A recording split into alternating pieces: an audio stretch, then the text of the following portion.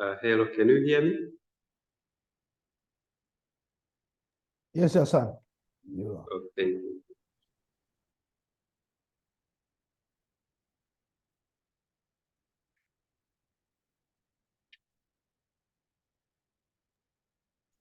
Thank you all for joining today's webinar. We will just give everyone a few minutes to get started, and we will begin momentarily.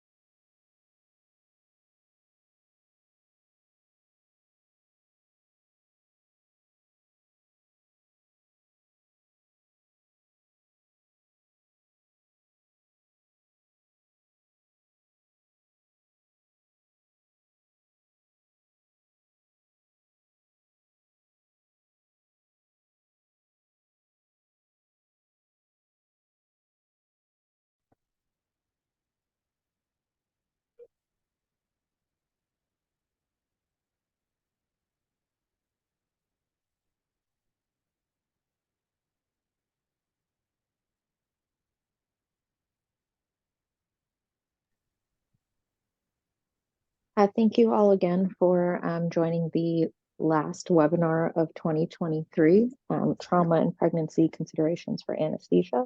I'm Mariam Khan. I lead communications for Gradient Health Systems. I'll just be walking you through a couple of quick housekeeping notes, and then I will turn it over to our moderator and panelists to begin the discussion. If you have any questions during the webinar, please use the Q&A feature to ask us. You'll see that either at the bottom of your screen or at the top of your screen. If you have any issues or any technical difficulties, please use the chat function as well that you'll see available to you on Zoom. This webinar is being recorded, and you'll receive a copy of the webinar following the conclusion of the webinar.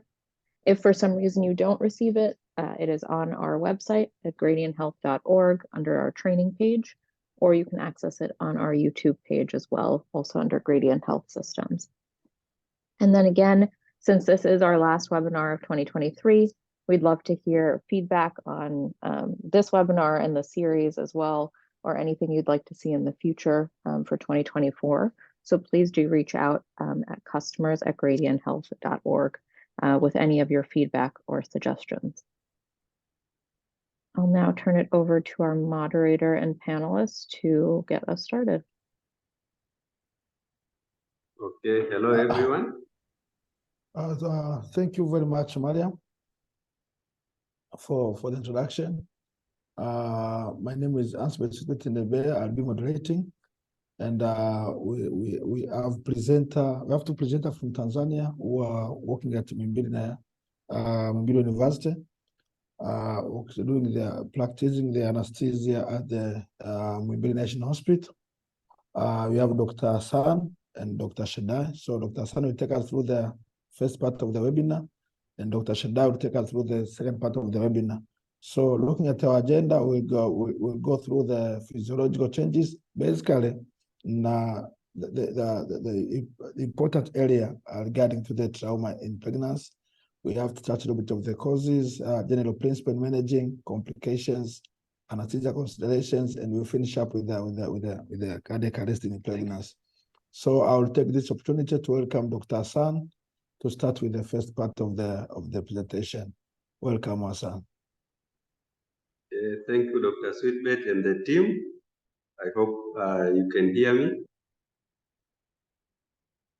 Yes, you can continue. Okay, thank you everyone and the team for taking this opportunity, I think, to join our last webinar for this year. So as it has been introduced, we are going to discuss about trauma in pregnancy.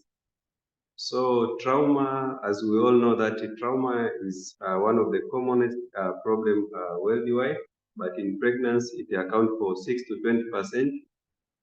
And 4 out of 1,000 women who have sustained trauma will need a hospital admission. And the incidence of trauma in pregnancy increases with gestational age, mostly common in third trimester. And the commonest cause of is motor traffic accident. But these data may be underestimated because not every injured woman presents to hospital or presented to trauma center.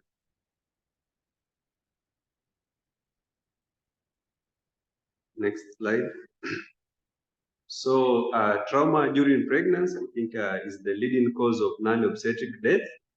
And it accounts for 6 to 7% of the mortality. And this depends actually on the severity of injury. And the fetal mortality have been quoted to be as high as 61% in major obstetric trauma, but can be even around 80% for those with maternal shock.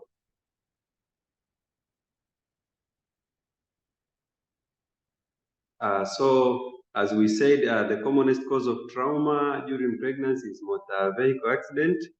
The other common and frequently reported cause of trauma in pregnancy is domestic violence.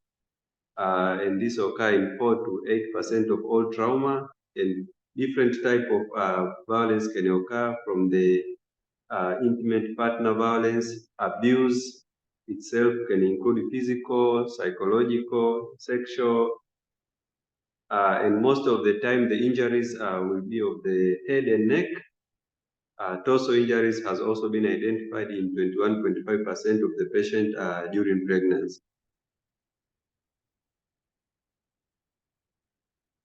Yeah, just to repeat that motor vehicle accident account for a significant proportion, and it is reported that number of pregnant patients that seek medical attention after motor vehicle collision is 87%. Some may not actually appear for medical attention.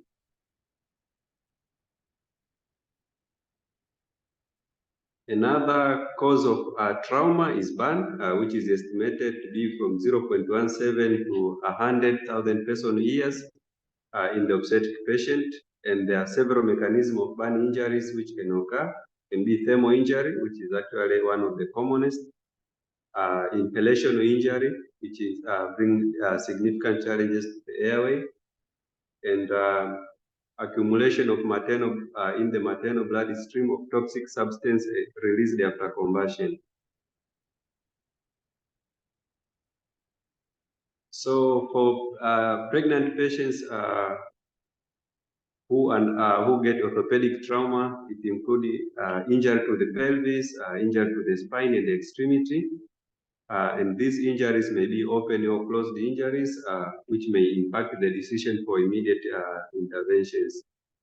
And penetrating trauma, there is a decrease in visceral injuries with penetrating trauma injuries anterior and below to the uterus, I think due to anatomical displacement.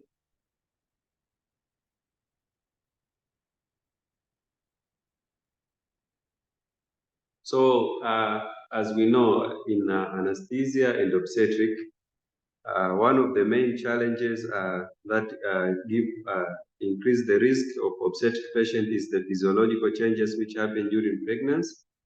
One of the anatomical and physiological changes which happen especially after 20 weeks of pregnancy, we know is supine hypotension, where the gravid uterus compress the abdominal aorta and the inferior vena cava.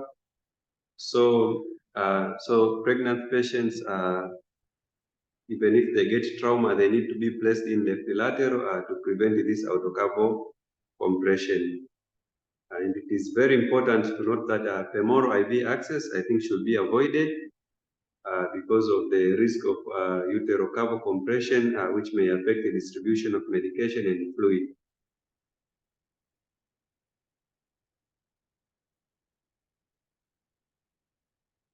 So there is increased work of breathing due to increased diaphragmatic splinting that might lead to respiratory failure. So in a trauma in pregnancy, if it is acceptable, the patient may be transported in 30-degree reverse Trendelenburg. There is also an increased oxygen demand in pregnancy, while there is a decreased oxygen reserve. So this make the pregnant patient to desaturate very quickly. Next. So hypoxemia, secondary to respiratory or cardiovascular failure, occurs significantly earlier in pregnant patient than non-pregnant patient. As I've explained, this is because of reduced oxygen reserve and also increased oxygen demand, which increased by 20% because of the growing fetus, demanding placenta, and also the breast. So there is also increased 2,3 diphosphoglycerate level, which actually facilitates deloading and placental transfer of oxygen, but it leaves the mother with decreased oxygen reserve. So even the mean arterial oxygen tension during pregnancy is decreased by 29% in third trimester.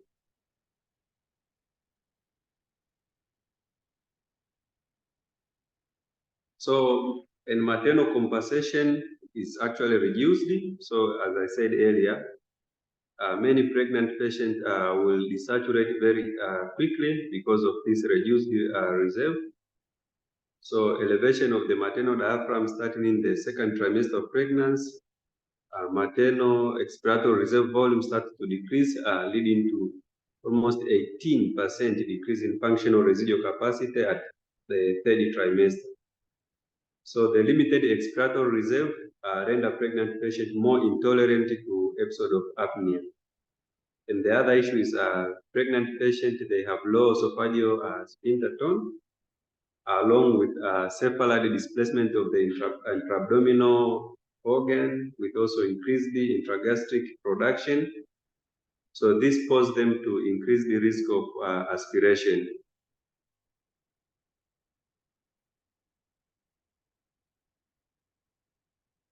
Yeah, physiological anemia is mostly pronounced at the end of the second trimester. And why do they get physiological anemia? The main reason is maternal blood volume increased by 40 to 50%, while the red blood cell mass increased only by 10 to 15%, leading to hemodilution. Owing to expansion of blood volume, hemodynamic instability occur only when blood loss approach 1,500 to 2 liters. So this is very important to note that because pregnant patients, they have increased blood volume, they may tend to show sign of hemodynamic instability, despite that they have lost a significant amount of blood.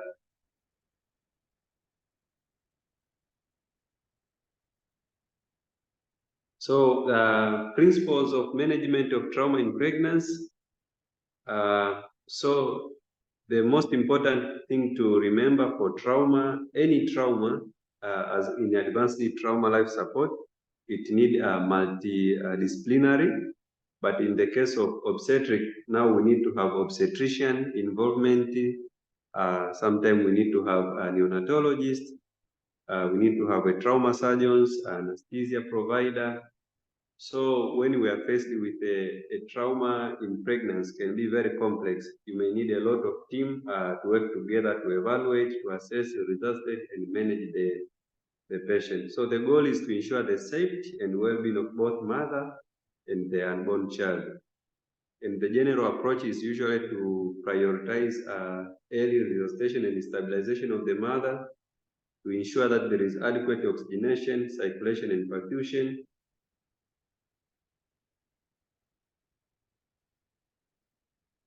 So management, management of traumatic pregnant patient will depend on the type of injuries, severity of the injury, condition of the mother, condition of the fetus, gestational age.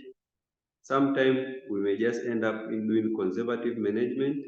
Sometimes because depending on the several factors, we may need to do urgent or emergency surgical interventions, including delivery of the child.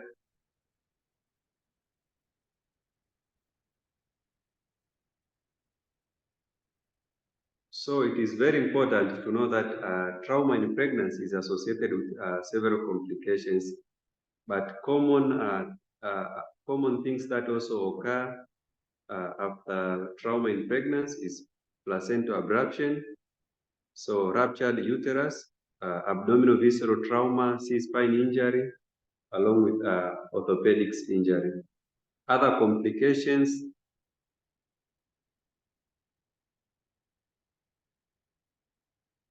Next.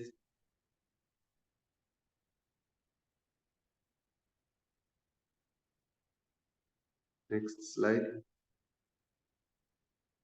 So other complications may include amniotic fat embolism, Reser's isoimmunization, premature rupture of membrane or premature labor, and is similar to other trauma. We can have disseminated intravascular coagulopathy, which can be because of major trauma itself or because of massive transfusion. And in this case of obstetric, may be also precipitated by placental abruption, amniotic embolism, or fetal death.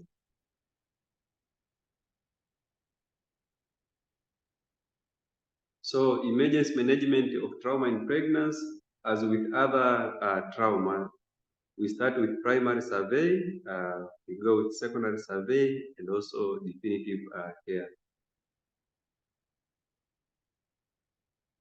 For the trauma survey, very important, because the aim of primary survey, this is a rapid assessment, and this one has to be done in a team manner, in a coordinated way. We have to look and intervene for life-threatening injuries or complications. So as with other trauma, we start with C, A, B, C, D, E, F. So for C, so we have to observe this if there is a life-threatening hemorrhage. If there is life-threatening hemorrhage, we need to immediately stop the ongoing bleeding, otherwise the patient will be compensated. And then we have to quickly assess the airway to check if the airway is patent and protected, along with C-spine. So most of the time, especially in multiple injuries, we just have to assume there is a C-spine injury unless it is cleared and it is ruled out. So breathing, we need to check if there is no obvious chest injuries. If the patient is breathing well, there is bilateral echo air entry. And if the patient is in trauma, you just have to give oxygen. For circulation, we start by checking the peripheral capillary field, checking the pulse rate, checking the blood pressure, and also cold of the extremities. We just have to rule out if the patient is in hemorrhagic shock or not. And we have to intervene by putting, if the patient comes with hemorrhagic shock, we have to intervene with large 2 IV access and initial resuscitation. As part of the primary survey, we also have to assess for disability. So disability, we have to check for level of consciousness. So some of the patients, because of trauma, for example, head injury, or they are in shock, they may come with altered mental status or decreased level of consciousness. And we should not forget to check the sugar and intervene accordingly. Exposure is very important. We need to quickly expose the patient to see if there is any other obvious injuries. But very important to take is we have also to cover the patient after assessment to prevent hypothermia, which in trauma can lead us to lethal triad. So quickly, after finishing the disability, we need quickly to know the fetal status, whether the fetus is alive or there is sign of ongoing fetal distress, which need to be, which may necessitate initiation of the intrauterine fetal resuscitation as part of the primary survey. Next. So primary survey, after you completed your primary survey, which include rapid assessment of to rule out life-threatening injuries, intervention, you finish primary survey, you do reassessment, then you continue with secondary survey. So during secondary survey, we have also to continue with ongoing stabilization, on continuing monitoring the patient and the assessment, while taking this time also to take the detailed history of nature of the trauma and also detailed examination of head to toe. The aim also to rule out all other injuries and to carry out investigation depending on the kind of injuries that you are faced with. And in this time, we will also have a detailed fetal assessment.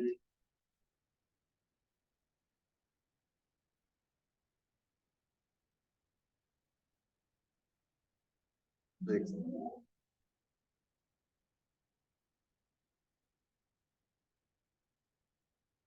So the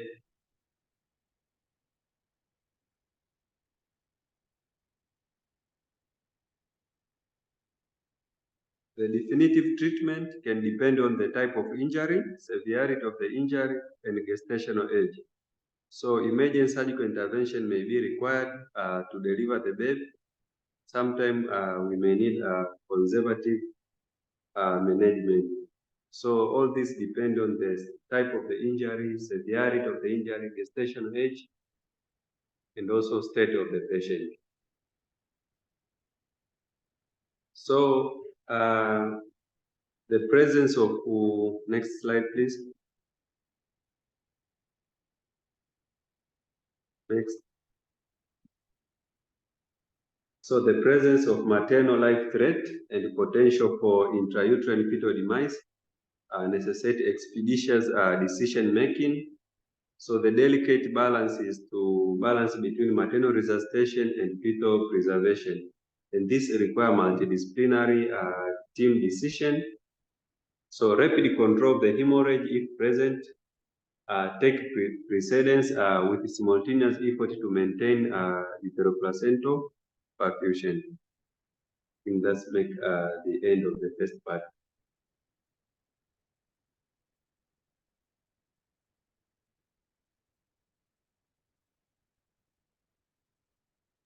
Thank you very much, Hassan, for the wonderful presentation, elaborative, and I think our participants, they did enjoy listening to you. If you have a question, please, you can write in the chat box, and then we'll go through them at the end of the session. So I will welcome the second presenter, Dr. Shedai, to take us on the second part of the presentation. Welcome. Thank you, Dr. Sweetbat. My name is Dr. Sheidai, anesthesiologist. So I'm going to take you through anesthesia consideration. I hope you can all hear me. So Yes, we can. Continue. okay. Next slide, please. So as the previous presenter presented on the definitive management, so this patient might need surgery as a definitive management.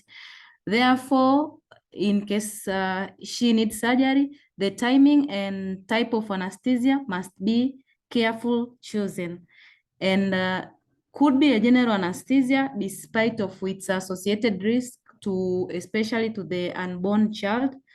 But as anesthesiologist, together with the team, you have to choose whether to use a general or regional anesthesia. So, however, concern regard its impact on developing fetus and underscore the need for thorough preoperative evaluation and risk-benefit analysis. So despite that this is an emergency surgery, it doesn't mean that you you don't need to do thorough preoperative assessment. So this include how will you titrate your medication? How will you consider the safety profile of both mother and unborn child with your medication? Therefore, you need to communicate with obstetrician, a trauma surgeon, because this patient sustained trauma, anesthesiologist, and also you might need also to communicate with the neonatologist because of the unborn child. As this, all of them is vital to tailor intervention to the unique circumstance of each case. Next slide. So how will you decide? So depending on, if you see on your left side, there's a chart. So pregnant surgical patient. So if it's either elective or this surgery is essential or it is emergency. So if it is elective, you have to delay the surgery until the delivery of the baby. But if the surgery is essential, then you have to look at the gestation age. At which gestation age is the patient? Is it the first trimester or the third trimester? Therefore, if it is in the first trimester, if no or minimal increase in risk to mother, consider delay of the surgery until a mid-gestation, either second or third trimester. But if it has a greater than minimal increased risk to mother, then you can proceed with surgery. So this goes hand in hand with if it is emergency, you can proceed with the surgery. So it's up to you as anesthesia, together with other team which include obstetrician, neonatologist, and trauma surgeon, then to discuss benefit and risk, and also as an anesthesia personnel to know which drug can you use and see the safety of the drug. So next slide. So principle of anesthesia management. So the timing and type of anesthesia must be careful chosen. So this include which type of medication are you going to give this patient? And remember that this patient is pregnant. And you remember some medication which you're going to use might be crossing the placenta and also might affect the unborn child. So anesthesia consideration include appropriate agent, technique, and also thorough preoperative assessment. So the regional anesthesia might be preferred to minimize systemic effect on the fetus, but sometimes there are situations in which you can't do regional. So you have to go for general anesthesia despite of its associated risk, and may be required for urgent intervention. So in case this patient need to be subjected to general anesthesia, so you have to be careful on titration of your medication, and also consider the safety of your medication to both mother and fetus, and also to communicate with the other team. For example, let's say you are going to use thiopental. You can see thiopental, first of all, it is highly lipid soluble, and also it's weak acid. But this thiopental is quickly cleared after delivery. So those are the things which you need to consider so that your child can be safe, and mother also can be safe. Next slide. Okay. On preoperative preparation. So remember, this patient is pregnant and at the same time has sustained trauma. So remember, there's aspiration risk because pregnancy has delayed gastric emptying. And remember to give also remember to give antibiotic prophylaxis for aspiration, and also thromboprophylaxis, also prophylactic tocolytic. But this will go hand in hand with monitoring of the fetus. So when managing this patient, don't forget the fetus. So you will monitor the fetal heart rate, you monitor the uterine contraction, and anesthesia and postoperative analgesia for this patient. So how will you conduct your anesthesia?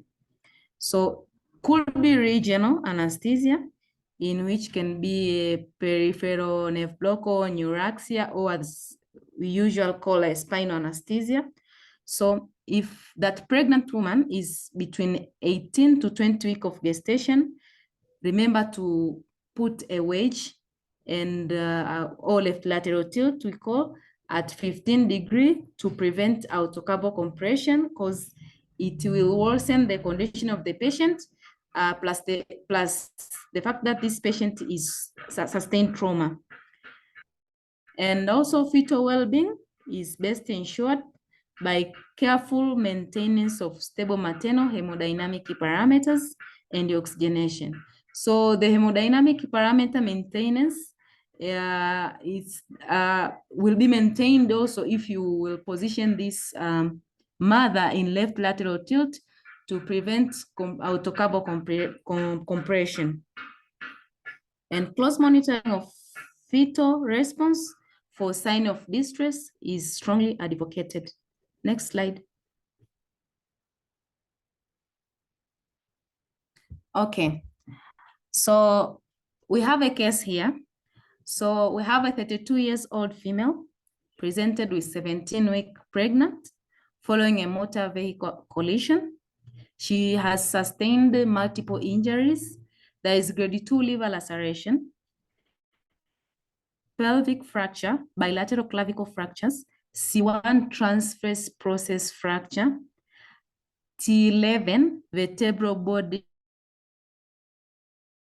burst fracture, rib fracture.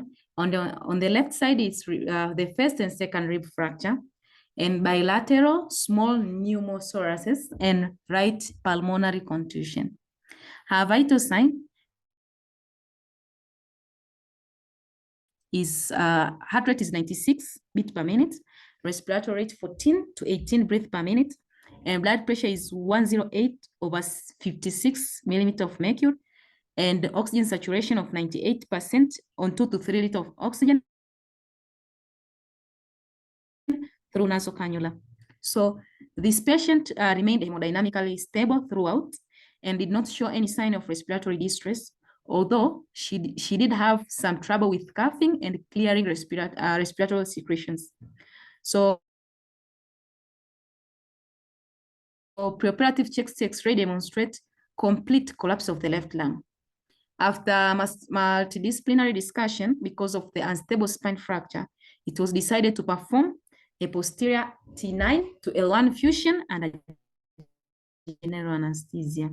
So her lab values were otherwise normal, except for hemoglobin of 9.5 and hematocrit of 27.4. So I welcome the participants on the chat box. You can write, what will you consider to this patient? What will be your consideration? Remember, this is a trauma patient. She's 17-week pregnant and has multiple trauma. And her HB is 9.5. What will be your consideration? 5 minutes.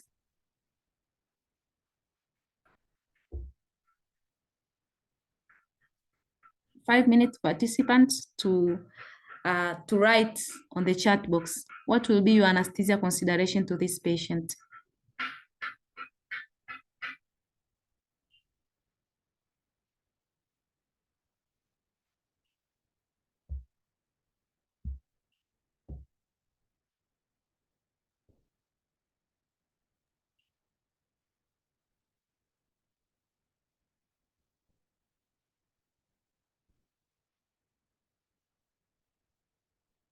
And maybe, Shida, as we are waiting, if there's anyone who want to answer straight, you can raise your hand, then you can unmute yourself, and then you can talk. Okay. We have like 4 minutes to go.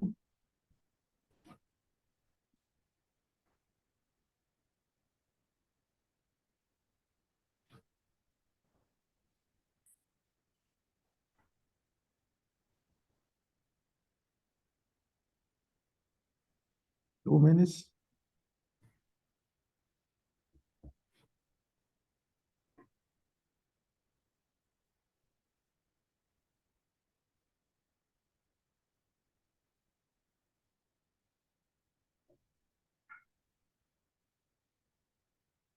I think you can continue then. If someone got to answer, they can still write it down. Okay. Continue, so that we should not waste much time. So, first of all, this patient, remember, has sustained multiple rib fracture, especially on the right side. And I think first and second rib on the left side. And also there's consideration of pneumothorax.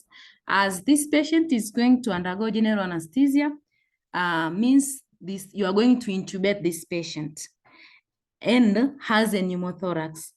So you need to manage your pneumothorax before intubating this patient, because if you intubate, you put on the vent, you will worsen the pneumothoraxes. Another thing, it's obstetric concern, because remember, this patient is pregnant and she's 17-week pregnant. So you have to consult obstetrician plus the neonatologist, and you have to monitor your fetus to see the well-being of your fetus. And another thing is anesthesia concern. Which type of anesthesia are you going to give this patient? Which drug will be safer to both the patient and the child when you want to do this when you want to do this surgery? And also, remember, you did a chest X-ray. There's a radiation exposure to the child, because remember, this woman is 17-week. And also, you have to consider surgical position, because you will need to put lateral tilt. And I saw in the chat box someone said the RSI. That's very true, because remember, this patient is pregnant and has a risk of aspiration. So on conduct of your general anesthesia, you do RSI. Surgical position, you have to put lateral tilt. But despite of all that, don't forget to do your thorough preoperative assessment, despite that it is emergency, and to make sure you have optimized the patient before taking the patient to surgery. Next slide.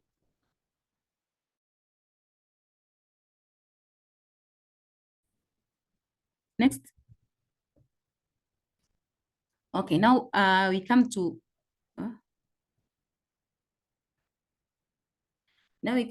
advanced cardiac life support for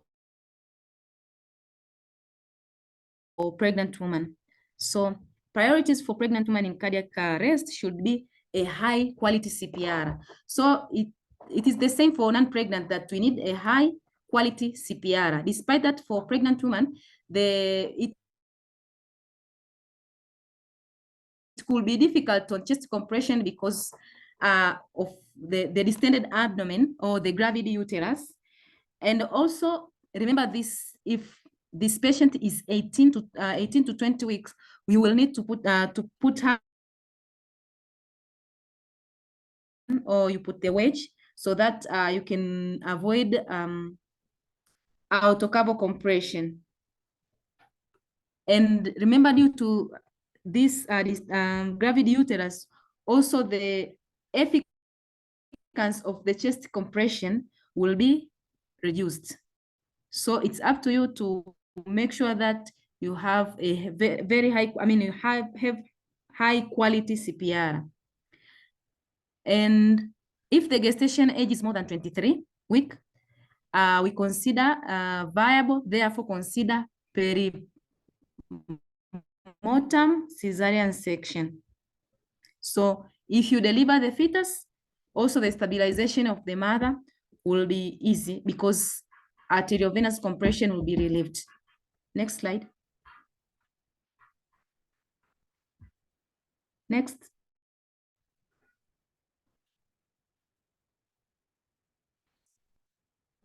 Okay. So the perimortem cesarean section should be conducted within 5 minutes of the cardiac arrest. So if you within 5 minutes, in 5 minutes, you did a high quality CPR and the patient has not, you did not attain ROSC, then you need to do perimortem cesarean section. So difficult airway is common in pregnancy due to, and it need a most experienced provider to provide either to do intubation or to put a supraglottic device. So you also need to put your monitoring, especially capnograph, to confirm and monitor endotracheal tube placement. Once you have established the airway, once advanced airway is placed, then you can give one breath every 6 seconds with continuous chest compression. So on your right side, you'll see there's a summary of what will you do if you get a pregnant woman and has had a cardiac arrest. So it's the same as non-pregnant, that you will assess. You try to call. If you stimulate the patient, no response, you check for pulse. No pulse, you activate emergency system. So if it is in the hospital, so it will be a ACLS. So it will be a maternal call team will be activated. So then after that, you will immediately will start chest compression. Call for help. And then start a chest compression. Next slide.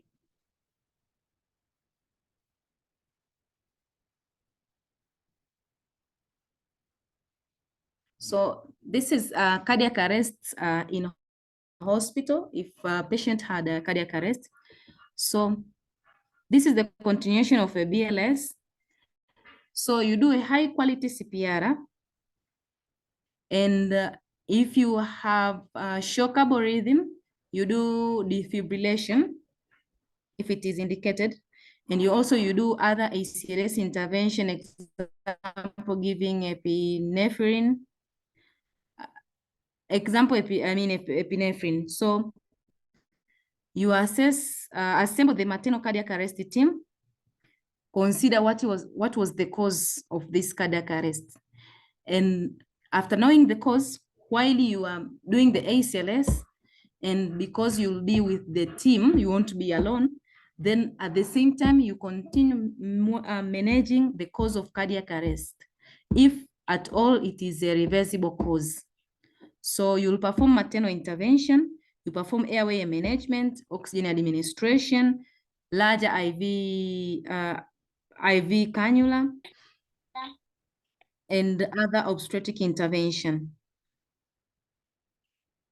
So there's maternal intervention and obstetric intervention, because remember, this is the pregnant woman and had a cardiac arrest.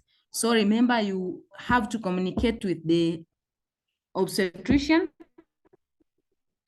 and neonatologist all together, because you might need a perimortem cesarean section. So the neonatologist need to be there. So team planning should be done in collaboration with obstetric, neonatal, and emergency together with anesthesiologists, together with ICU team. So priorities for pregnant women in cardiac arrest should be included. The goal of perimortem cesarean delivery is to improve maternal or fetal outcome. So identify and perform perimortem cesarean delivery in 5 minutes, depending on provider resource and skill set. Next slide.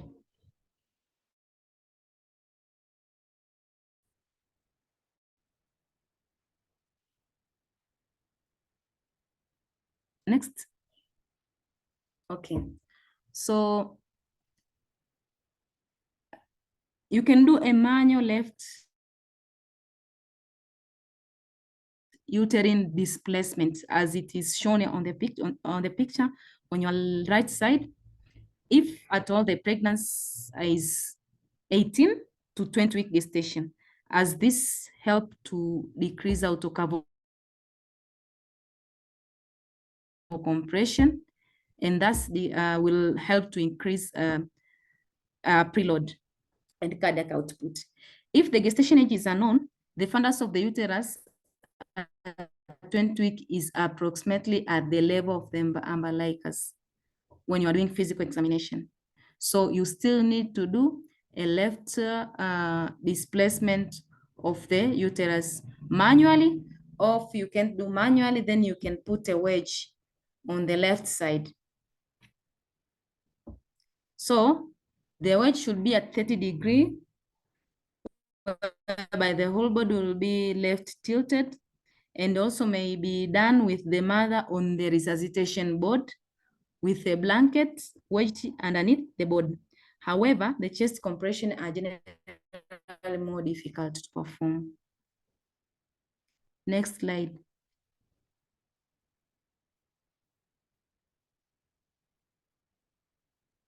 So emergency cesarean delivery. So if you didn't attain a ROSC after 4 minutes, then you need to do emergency perimortem cesarean delivery to this mother, if at all the gestation age is more than 20. So because if it is more than 5 minutes, the fetal brain will be damaged because of hypoxia and anoxia. So fetal viability, it will start at 23, 24-week gestation. So delivery improves preload and cardiac output for the mother. And also delivery will help you to attain quality CPR, because the gravid uterus also make the CPR to be hard. So survival of the mother and the neonate has been reported up to 37 and 47 minutes after the cardiac arrest, respectively. So the recommended time is 4 minutes for the greatest likelihood of favorable maternal and neonatal outcome. Chest compression and tracheal intubation, if not successful initially, may be easier after delivery of the fetus, because sometimes you might need to intubate, but you might fail to intubate because a pregnant woman has difficult airway. So you don't need to struggle intubating. So you might intubate after the delivery of the baby. So don't waste the time trying to insert endotracheal tube before delivering the baby, because the fetal brain will be damaged. Next slide.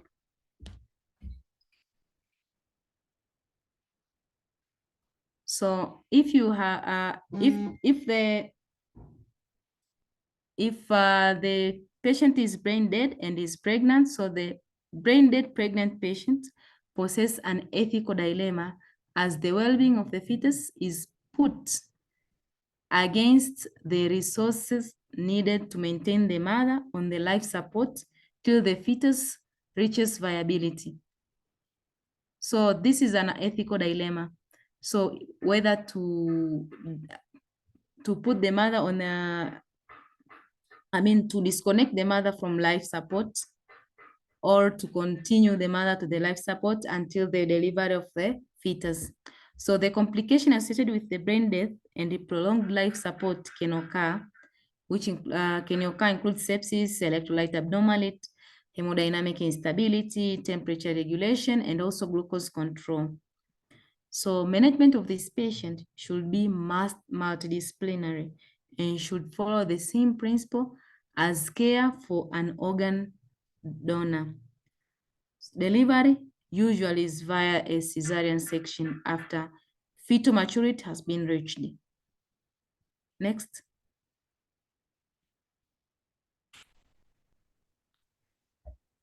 Sorry. So conclusion. Management of trauma pregnancy is complex, as here you are dealing with two people, mother and unborn child, and require a case-by-case evaluation and multidisciplinary healthcare. You need to involve other team. You need to involve the obstetrician. You need to involve the neonatologist. You need to involve the trauma surgeon and anesthesiologist. So the decision to pursue surgical intervention depends on the specific detail of the trauma, which type of trauma the patient has sustained, how severe is the injury. So you'll do your clinical assessment and you'll see the severity of the injury, and you'll see the type of trauma or the severity of the trauma and the overall condition of the mother and the fetus, and then it will help you to make decision.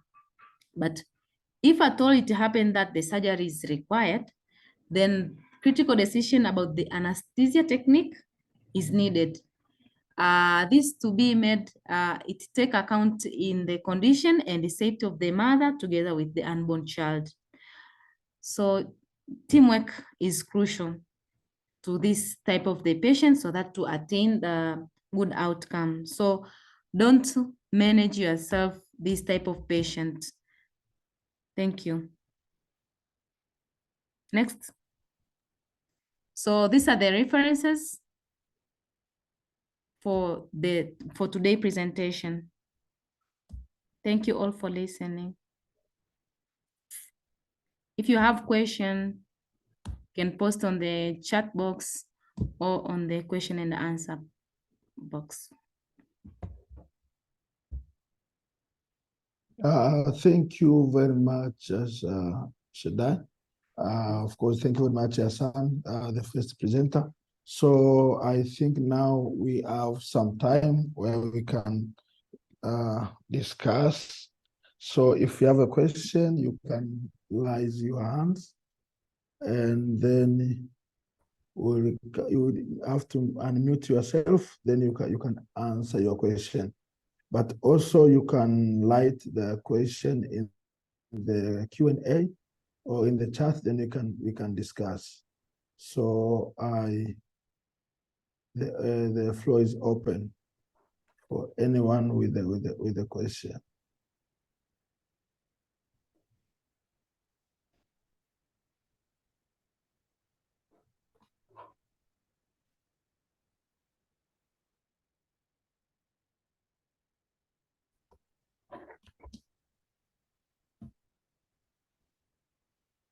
Yeah, thank you, David, for the message, David L. So the question from Foro Lazaro, perpetuum C-section delivery, the name there is assistive physiotomy. I will leave this to, I think that is the clarification, not a question. There's another question in there. Anyone with the question, or if Ndaba, pitch or panelist, you have something to say, you are welcome.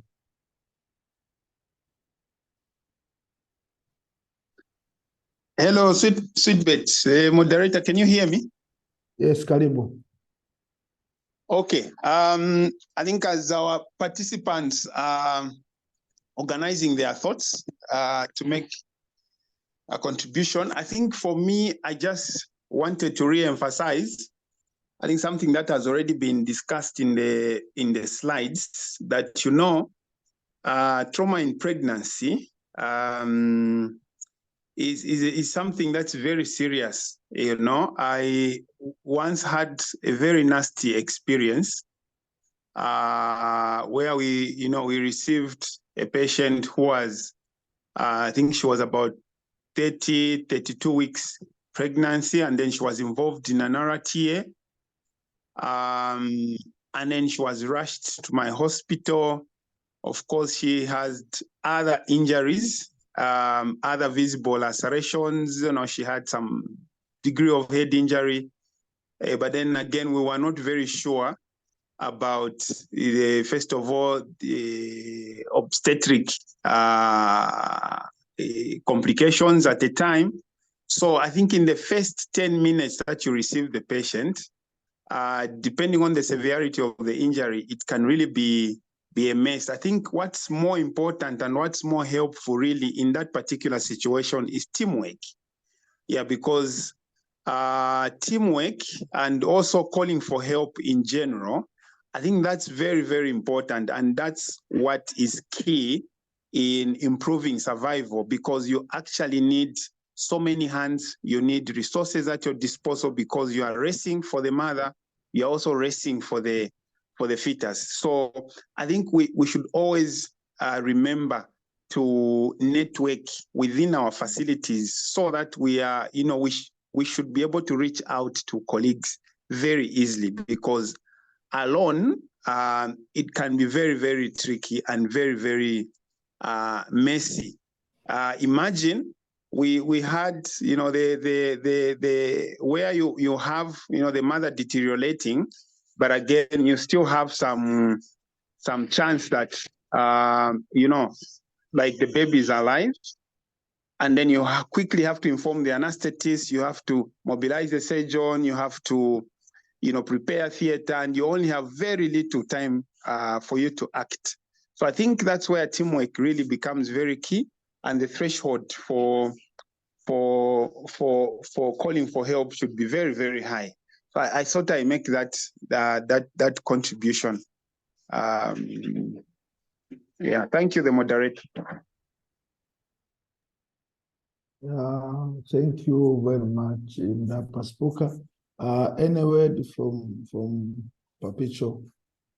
And maybe you can reply Jacqueline Daniel's question. Please explain the importance of improving coordination among the interprofessional team to enhance care for pregnant patients whom have undergone trauma. So Asani Shidai or Papicho, anyone, please, can you reply? Which question? Please Hello? explain the importance of improving coordination amongst the interprofessional team to enhance the care for pregnant patients who have undergone trauma. Thank you, Jacqueline. I hope you can hear. Yes, Karibu.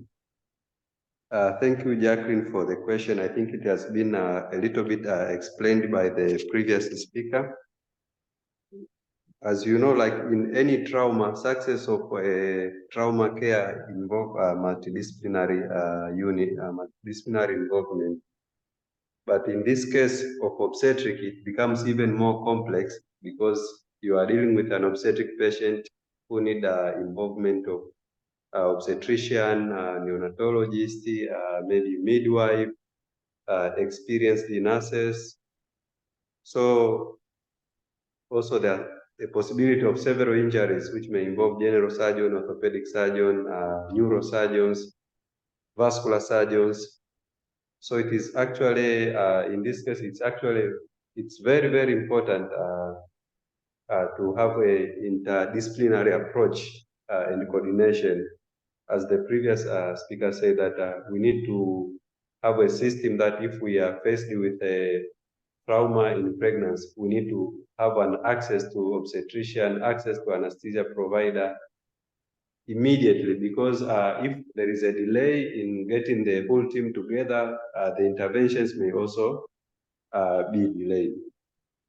And something also which I also wanted to add is, remember, like, this is a pregnant patient coming to a trauma unit who need urgent, probably surgical interventions. Sometimes those interventions may be done outside the usual obstetric theater. So as we also call for obstetricians, you may need also to start thinking of calling for other resources which are not usually available in a certain theater. For example, you anticipate that we may need to do an urgent or emergency cesarean section, and there is also a chance of neonatal depression.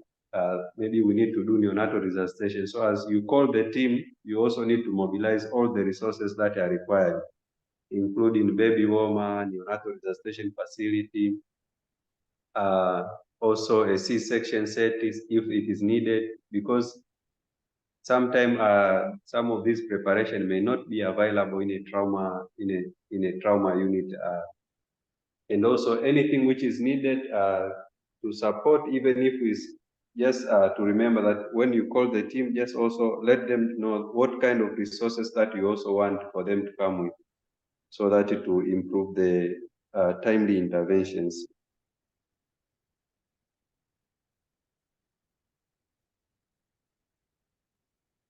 Back to Dr. Sweetbet. Okay, thank you very much, Hassan. So do we have any other question? Let me see.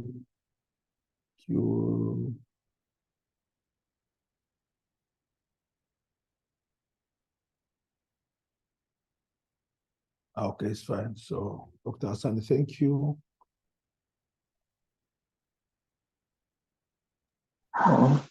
Dr. Sweetbet. Hello, Papicho. Yeah, thank you very much for the nice presentation together with the team. I just want to make a few comments about this multidisciplinary type of approach.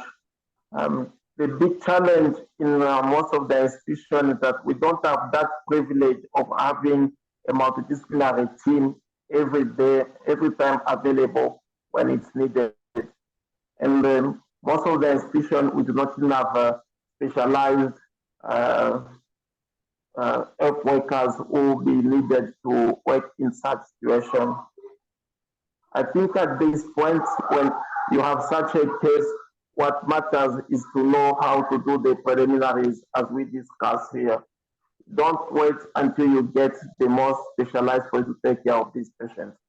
Follow the simple principles as they've been elaborated, and then it will lead you to stabilize and save life of the mother and the fetus. That was my few comments.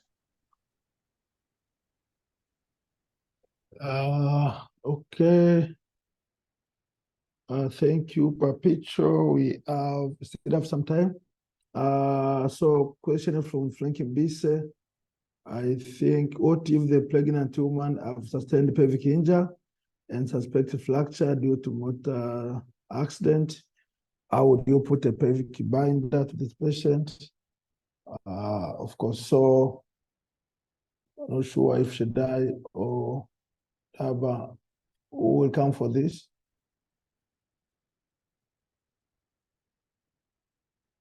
Anyway, so Frank, maybe I can, as you're waiting for someone to reply, I can answer this one. So if you are suspecting the open book, of course, if they open either by clinical examination or through the radiological investigation, I think when the room, actually the pelvic binder is indicated.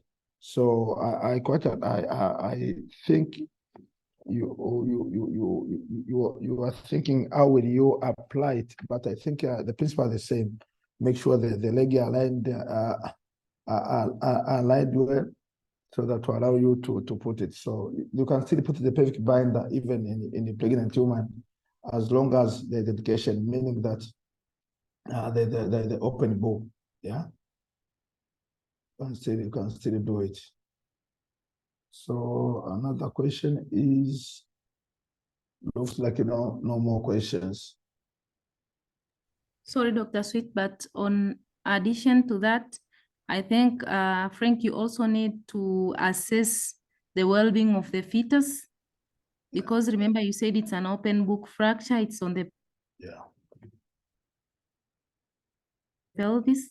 You might find that the membrane has already ruptured, and also you have to consider the gestation age, so that you can decide, should I put a pelvic binder, because the pelvic binder can be kept, as Dr. Sweetbat said, but then you can decide, should I put a pelvic binder before delivering this child? What is the gestation age of this fetus? And what is the well-being? So you should not think only about the mother, you also need to think about the fetus.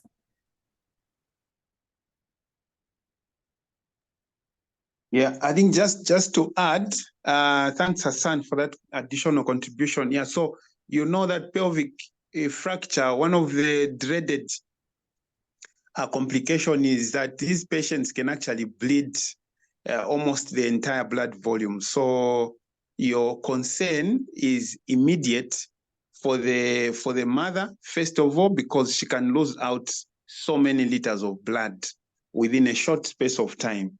Number two, again, your concern is the fetus, like Hassan has mentioned. The pelvis houses the birth canal and most of the lower part of the uterus. So there are also higher chances that your pregnancy may get complicated. And so it's one of the other injuries that you really, really have to look out for.